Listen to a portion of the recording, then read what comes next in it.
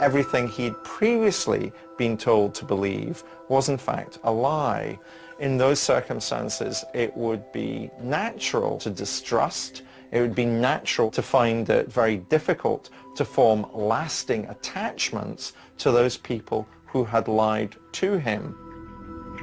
The young Bundy began to get in trouble with the law, committing a number of petty crimes and struggling to hold down a job.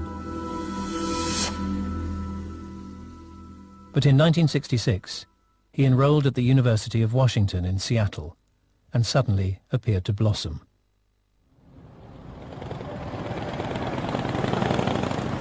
He was considered charming, he was considered well-dressed, he was considered educated, and at that time, that was the only thing that people really paid much attention to.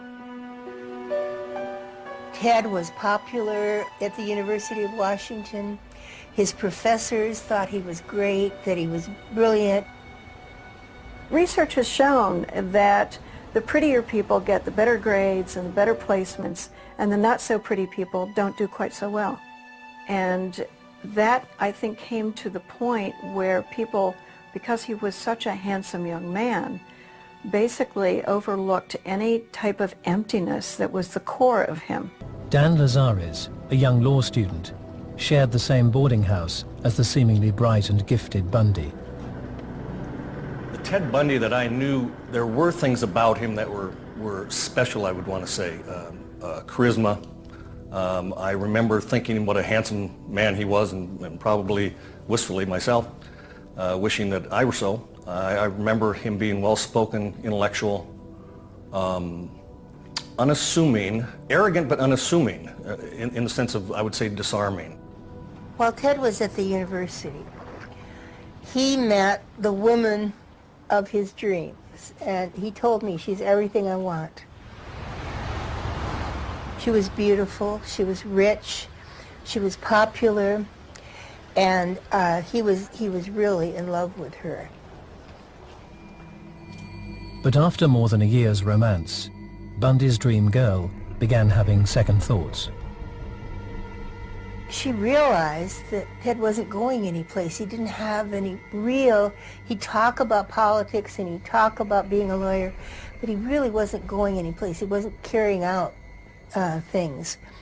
And she broke off with him.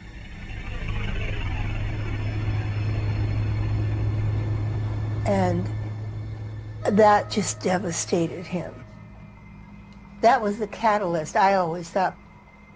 Bundy took that rejection very badly and then went out of his way to find a way of wooing her back.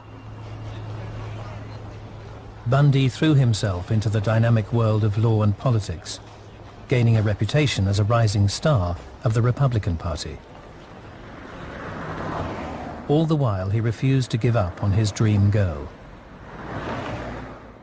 By early 1974, the now seemingly high-achieving Bundy had won her back so completely, they began talking of marriage.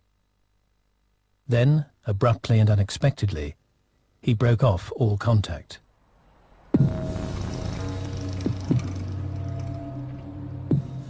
On the 1st of February 1974, beautiful and musically gifted 21-year-old student Linda Ann Healy had been due to record her daily ski report for the local radio station.